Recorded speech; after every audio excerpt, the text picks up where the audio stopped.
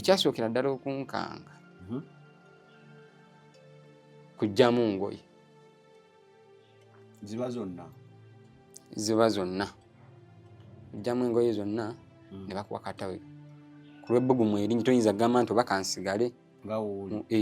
oba kansigale mu koomunda kajja ttoba. Kati zonna zivaamu ne bakuwa ttawero.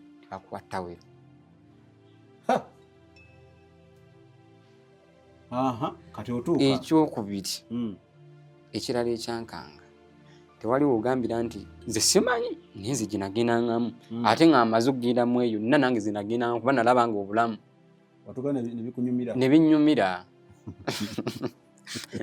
ne buli ginagendangamu. Tewali gamba nti eno sawuna y'abakazi eno y'abasajja. Mwenna muba mwemu muba omwo. Badde mmanyi nga twasomera nga tulina boys dormitory ne girls dormitory, abalenzi n'abawala. Wano mwenna mugenda Kirindi. Nze we nali nezoogenzeemu nezeŋŋenzeemu kugamba tewali nti bino byabakazi eno section y'abakazi mwenna mubaawo byonna tubaawo. Karaoke ekikula karaoke oba mime wenjogera miming sikwe kuyimba oluyimba olw'omuntu naye ate kati bakikyusaamu ennaku zino oyimba oluyimba lw'omuntu omala okuyimba abo abawala ne bakyusa eba gurupu y'abawala bawerako nga 5 guyinza oleeta 5 kati wootuuka awo abo abawala ne bayimba ne bamayiminga ne bagenda mbu mu kimaaso twabiyitanga kimaaso omwana ne yeeyambula nga tulaba n'azigyamu zonna nga mukuba ngalo mu sawuna ebiseera ebisinga obungi nga muli mu karuumu ako nze bwendabye muba ng'abali mu nzikiza temubaamu nnyo mataala. Kati guŋŋamba otya nti nze ŋŋenze n'omuwala oba nsanzeyo omuwala tuli awo tulina bye tukola kuba ffenna tuba tuli kwota ate mwenna tuli bukunya olowooza bwe mba nina kyenjagala sisobola kituusaawo kuba ate era oli muntu kuba ndi muntu. Karaoke nze karaoke gwe nasimba olaba kati nze lwaki ndisa ekintu kya karaoke nali MC nga nze host era lwatukanga ekiseera nga omwana aba anywedde omwenge n'ayagala okukozesa omuwala ku stage ng'abantu bakubangala bye baagala ng'abantu bakuba engalo akuba kati mbeetuddemu topic endala kuba njalala kubuuza so kati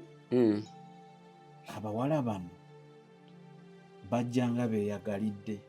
bano abazina karaoke baba beeyagalidde ate nga gwe mulimu gwabwe ogw'okweyambula tetwafuusinganga muntu nze kugambye nalinga MC ng'abaana bajja ne beewandiisa ng'abaana bejja si kwewandiisa nga ffe tugenda nti tuba tubamanyi kati abeetunda tebaliyo mu nsi gye bali beba abaana betugenda sobola okuba karaoke nakugamba so kitegeeza karaoke kigambo ekirungi yalungiya weebali ekimansulo nga wookiyise oli wagamba ngenze mu karaoke manyirawo gye kiggwera bituukayo ebyo byonna bibiri naye nga mu Uganda mwebiri ate bikyaliyo. Waliwo yaŋŋamba nti bwe mubeera mu sawuna muli mu kasenga ako koŋŋambye mwenna muli bukunya bwe muyeesibye kattawero munyumya emboozi ki ezibeerayo? Emboozi ezibeera mu sawuna tebakulima nti waliyo emboozi ezizimba teba mboozi zizimba wabayo biboozi ki? Ebiboozi ebibeera eyo biswaza n'okuswaza oba abasajja ababeera omwo si nti bamubeera omu bayaaye anti abantu abasinga obungi bakitwala nti ebintu byabayaaye ne sawuna yabategeevu osangamu n'abasajja ab'obuvunaanyizibwa bo be basinga ogenda mu sawuna kubanga omuyaaye w'okubbala akwate emitwalo gye ebiri oba gumu aguteeke mu sawuna. so kati ebibuuzo ebibeera mu sawuna teri kibuuzi kizimba beera eyo mwana kali akawala gye mubaamu ebyo juzi gundi nalaba obaawo ne kano wategula walonda ekyapa mu mannya go oyita kulima nti nze mukazi wange ngenda mu sawuna ndi safe. Abaana bulaza balidde baka abantu bagenze n'abaka abantu ng'oyo kimanyi bulungi oli omuwala oli omukazi wagundi naye era mpaka abaako n'ebyamusojja abaako n'ebyamusojja kati gobeera eri nti olina omukazi ate agenda mu sawuna tewali buzibu ekyaraamu baba bakulimba. So omukyala abeera nnyo mu sawuna basirinaawo nze kunzi kyenalaba mpozi sawuna eziri eyo nga bagamba nti eno yabafumbo era bujja nga oli mufumbo mwe mubeere eno mu sekishoni yammwe ate eyo nga teriiyo tebyaliwo kuba kati nze wemba nasobolanga okugenda n'omuwala oba buli lwongendayo gwolooza mulimu abataali bafumbo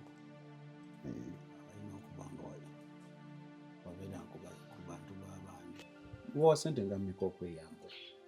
kati kalyokeyo bajjanga nga abamu bagamba mulina otugulira ebyokunywa bakwe kusasula kwabo nedda babawa conditions nga onagamba nti kati nze kale onneetaaga naye olina okumpa kino nekino nekino abamu nga bajja agamba ojja kunfunayo ebyokunywa byalinga bingi nakaawo biwalagi biya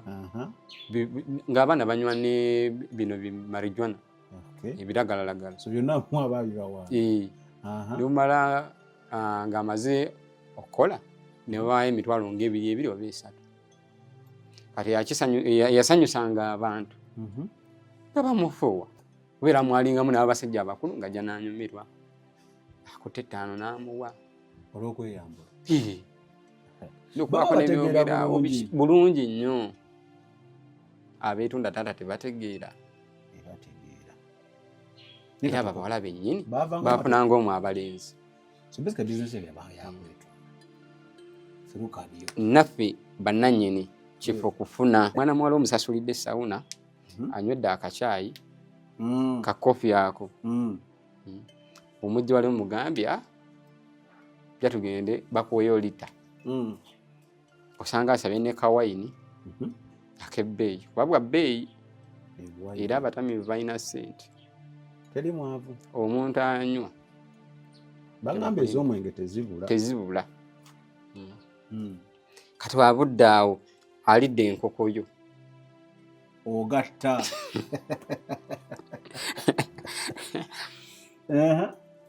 automatically yakitegeere oba olina kuvaawo naye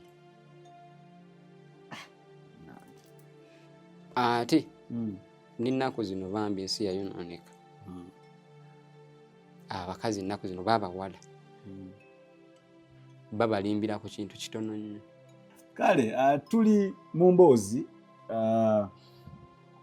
olayinza ogamba lwaki Sami oleese emboozi eno lwaki bino bikola si bya Bwakatonda biki tukolerera ggulu tuwulire mwoyo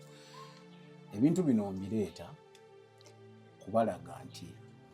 mu nsi eno Uganda gye tulimu n'ensi yonna okutwaliza awamu gyebiri wendeeta abasajja ba Katonda wano ne babyogerako abamulowooza babiyiiya wendeeta omuntu n'ayogera ku kintu nga gwe tokiwuliranko olowooza tekiriiyo so kyekindeese ebintu bino lwakindeese emboozi ya sawuna eno naliko ne Pastor Kasirye Alan naŋŋamba omuntu waba mulokole wekiba kisoboka weesonyiwe sawuna fact yaŋŋamba ebintu nga 3 yaŋŋamba weesonyiwe sawuna mwesonyiwe house parties mwesonyiwe ebiduula kubanga ebikolebwayo bingi kati nze ebyaddala mbadde mmanyi ebintu ebyo nabiwulirangako ebya karaoke naye nze mbadde mmanyi byaggwaawo bikyaliwo. Olwokule njagala owulirize weesalirewo oba ogenda oba nedda, oba okola bya Katonda oba ojja kgenda n'ensi. Ebyo by'owulidde oba ebyogeddwa mu episode eno si birowoozo bya Unique Media nga channel awamu n'abagikulira, wabula birowoozo by'abantu ssekinnoomu mu kiti kyabwe.